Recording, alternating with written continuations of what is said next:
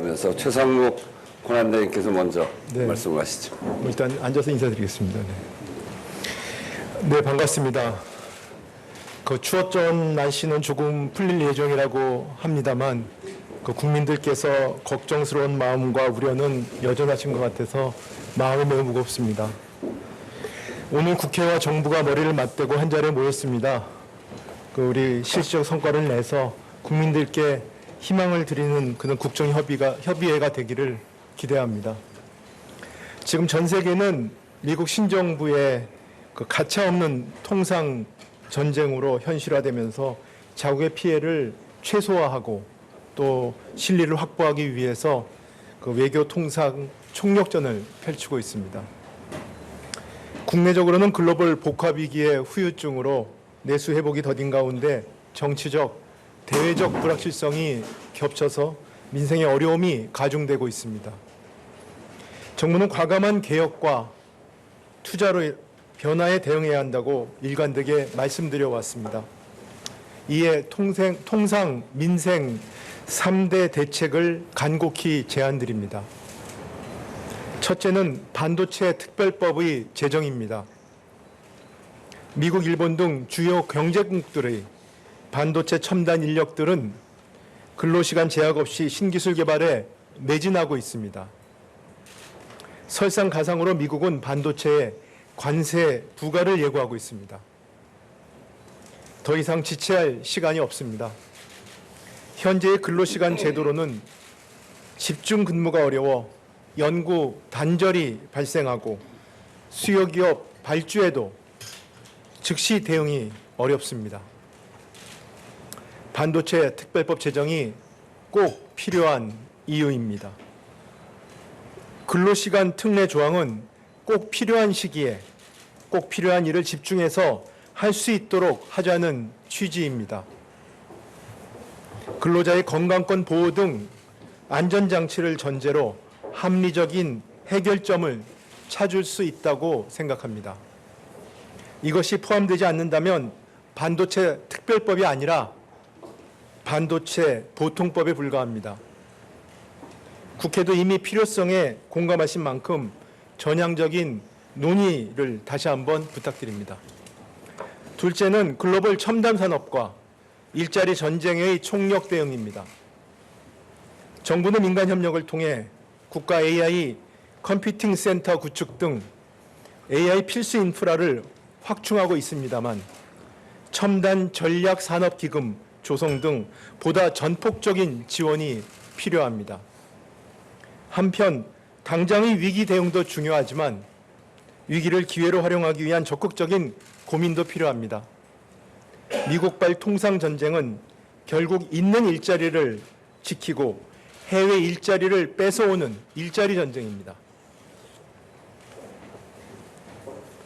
글로벌 일자리 경쟁을 기회 요인으로 바꾸고 국내 인구 감소와 지역 소멸 위기에 대응하기 위해서는 통상 환경 변화로 국내 복귀를 원하는 기업들, 수도권에 집중되어 있는 기업들, 한국 투자에 관심 있는 잠재적인 해외 기업들에게 기존 틀과 발상을 과감하게 뛰어넘어 파격적인 지원을 해야 합니다.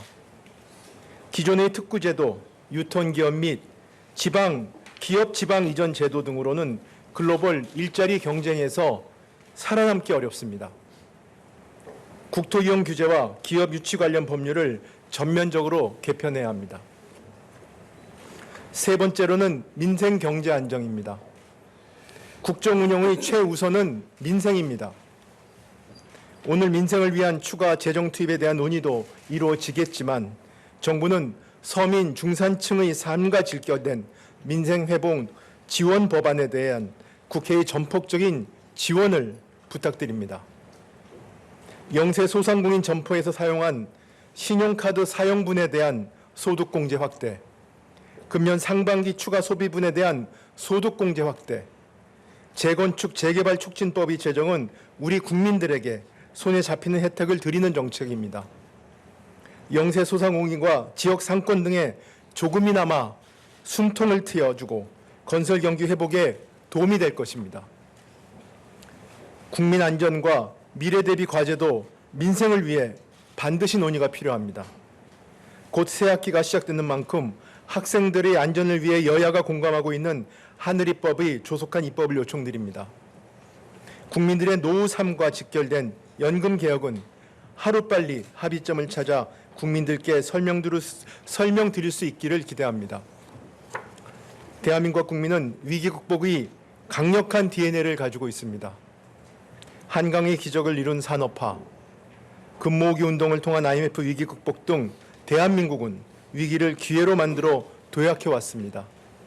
오늘 국정협의회가 오늘의 위기를 헤쳐나갈 돌파구가 되어 국민들께 희망을 줄 수 있기를 기대합니다. 정부도 최선을 다하겠습니다. 감사합니다. 다음은 일당의 이재명 대표님 먼저. 집권당부터 하십시오. 그렇게 하기로 정했는데. 그럼 먼저 하십시오. 자, 그럼 권영세 대표. 먼저 하세요.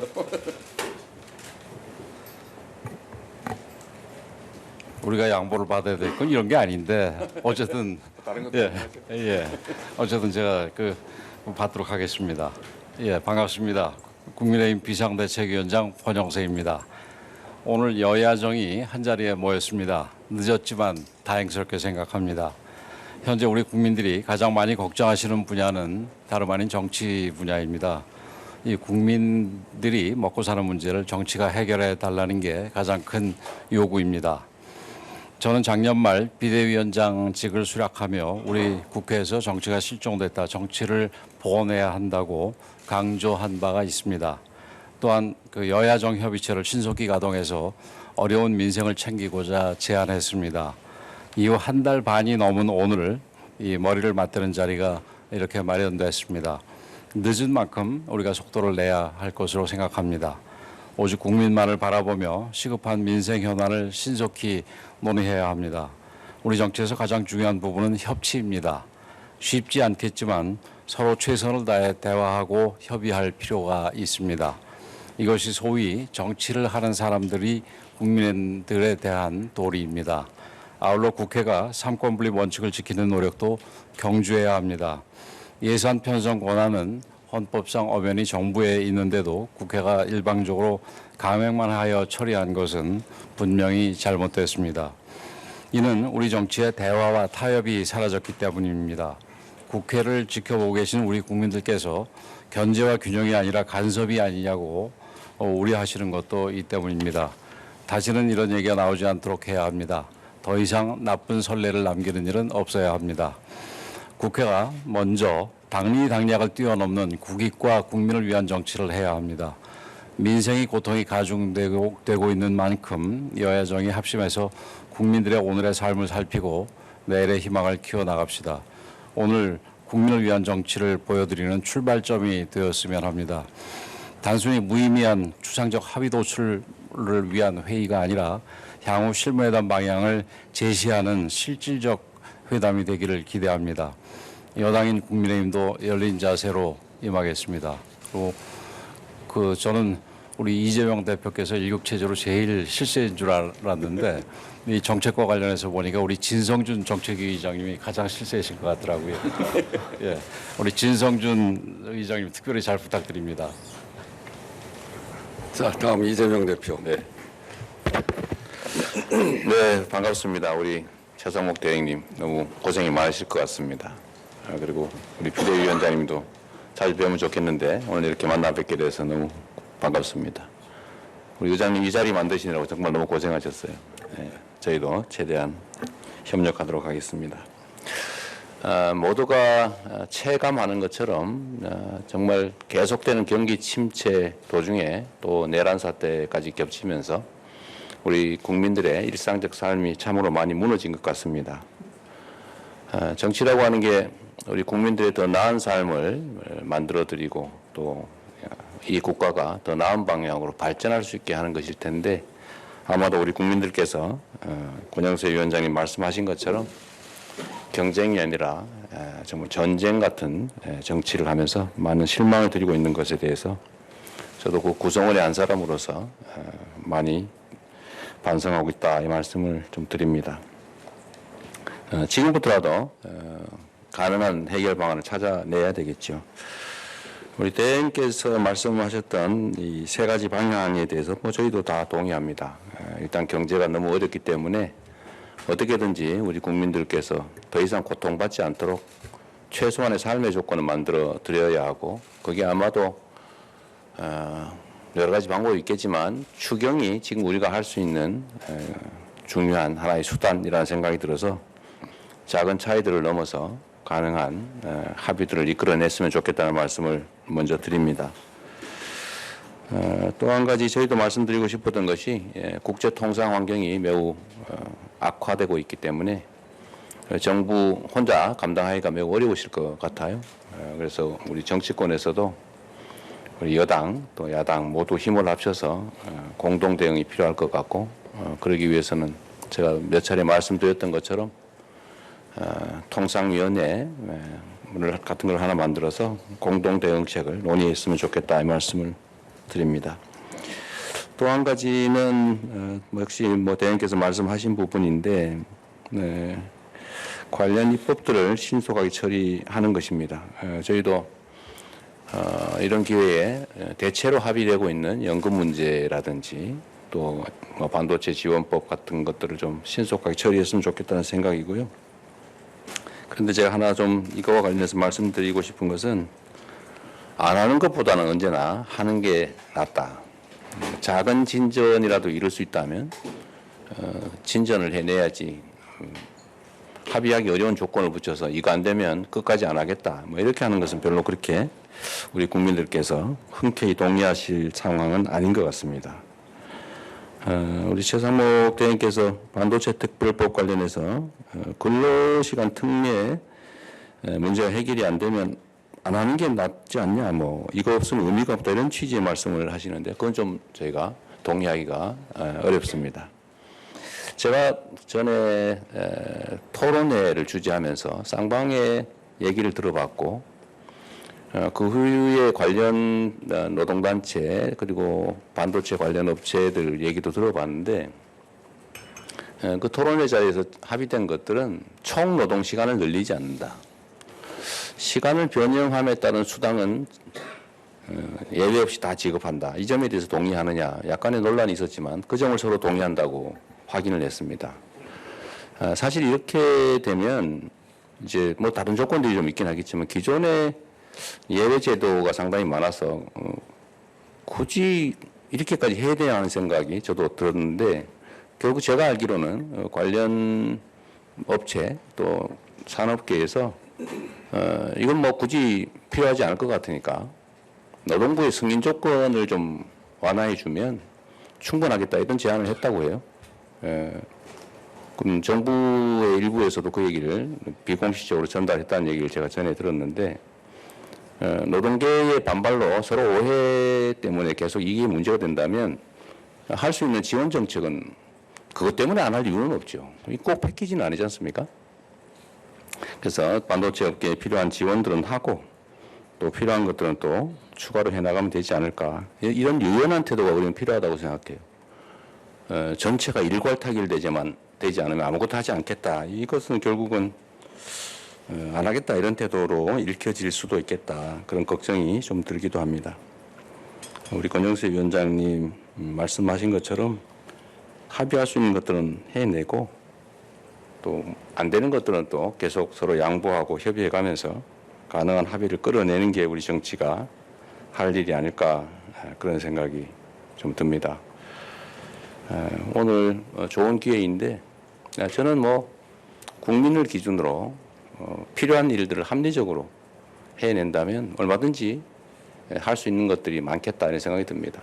합의할 수 있는 건 합의할 수 있는 대로 또 못하는 건 못하는 것대로 또 본질적 목적에 어긋나지 않는다면 얼마든지 서로 양보하고 이게 개인 사업하는 일도 아닌데 국민들을 위해서 국가적 안목에서 얼마든지 좋은 결과를 만들어낼 수 있을 거라고 생각합니다.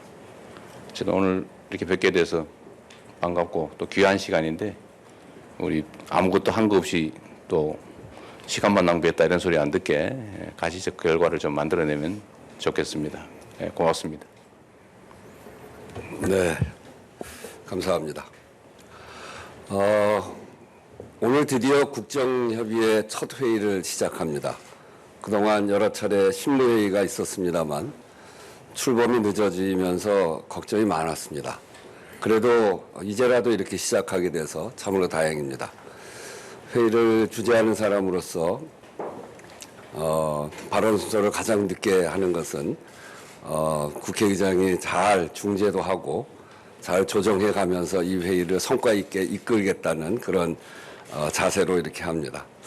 국민의 걱정이 정말 큽니다. 정치사회적 혼란이 민생고 그리고 대외 환경까지 말하자면 매우 외환이다 이렇게 말할 수 있는 시기를 지금 지나가고 있는 것인데 이럴 때일수록 대내외의 주요 사안을 정리하고 이견을 조율하면서 방향을 바로잡는 그런 일이 꼭 필요한 때인 것 같습니다. 어렵고 혼란한 속에서도 어딘가는 국가의 컨트롤 타워가 있어야 하고 그런 기능을 하고 있다는 것이 분명하게 국민에게 보여야 국민들도 불안함을 좀 덜 수 있는 거 아닌가 이런 생각을 하면서 이 자리가 매우 소중한 자리다 이렇게 생각합니다. 현재로서는 그 역할을 할 수 있는 기능할 수 있는 것이 바로 국정협의회이기 때문에 그렇습니다. 국정협의회는 국회, 정부의 책임 있는 리더들이 모인 회의체입니다. 산적한 국정과제를 대부분 여야가 뜻을 모아야 하고 또 국회와 정부가 함께 움직여야 해결이 가능합니다.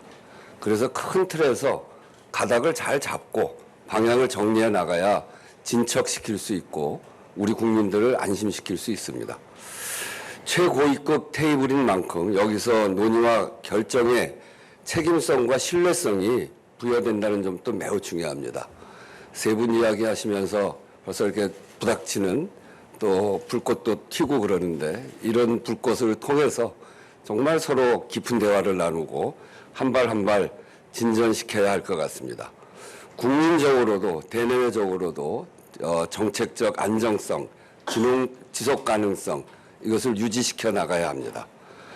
국정안전과 대외 신인도 제고의 핵심이 바로 여기에 있기 때문에 그렇습니다. 최근 글로벌 관세 전쟁이 가시화되면서 정부와 경제계에서 여러 노력을 하고 있습니다.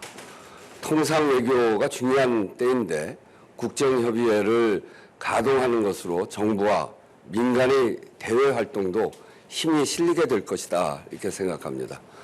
지난 계엄을 거치면서 중요한 계약이 이루어지려고 하다가 중단되는 사례를 제가 주변에서 여러 곳에서 듣고 있어서 참으로 안타까운 그런 마음을 갖고 있습니다.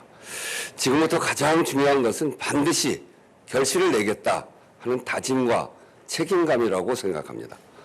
국정협의회는 어느 한 주장을 관찰하는 자리가 아닙니다. 그동안 실무협의를 하면서 주요 현안과 쟁점, 이견 이것이 대체적으로 다 확인이 됐습니다.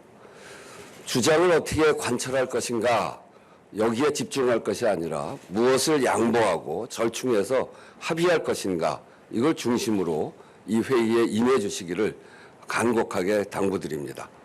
국회의장도 이견의 접점을 찾고 최소한의 합의라도 그리고 정부와 국회 여야가 합의를 쌓아가는 그것에 집중하려고 합니다. 정부의 역할도 매우 중요합니다. 결론을 기다릴 것이 아니라 결론 도출에 적극적으로 역할을 해나가겠다는 자세로 임해야 합니다. 정책 집행 주체로서 정부가 가진 디테일이 쟁점의 합의의 순기능으로 작용할 수 있도록 그렇게 해주시면 감사하겠습니다. 의장으로서는 오늘 적어도 추경 편성에는 합의를 했으면 좋겠습니다. 여당에서도 미래 민생 추경을 말씀했고 또 야당도 규모와 항목은 고수하지 않겠다는 뜻도 밝히기도 했습니다. 쟁점도 있지만 문제의식이 맞닿아 있는 부분도 있어서 저는 합의가 가능하다. 그런 점이 더 넓다 이렇게 생각합니다. 민생의 한계에 이르렀습니다. 경제 전반에 적신호가 지금 켜져 있고 골목으로 들어가면 문 닫은 가게들이 너무나 많습니다. 추경 합의는 국민이 가장 기다리는 소식일 것이라고 생각합니다. 그 자체가 국정 안정의 신호이고 경제 심리 회복의 출발이라고 생각합니다. 오늘 많은 쟁점들이 있습니다. 그런 쟁점들을 정말 머리를 맞대고 하나하나 풀어나가면서 합의 가능한 것은 가능한 대로, 더 논의해야 될 것은 더 논의하는 대로, 국정협의회는 오늘 한 번으로 끝나는 것이 아니라 이미 앞으로 계속 하는 것으로 이야기하고 있고, 그래서 국정협의회 진행은 앞으로도 진행시켜 나갈 생각입니다. 오늘 이 자리가 국민께 조금이라도 위안과 희망을 드려야 합니다. 유연하게 그리고 대승적 태도로 정말 죽을 힘을 다해서 국민만 바라보면서 결론을 내기 위해서, 합의를 만들어내기 위해서 최선의 노력을 다하자 하는 말씀드리면서 국회의장도 최선을 다하겠습니다. 감사합니다.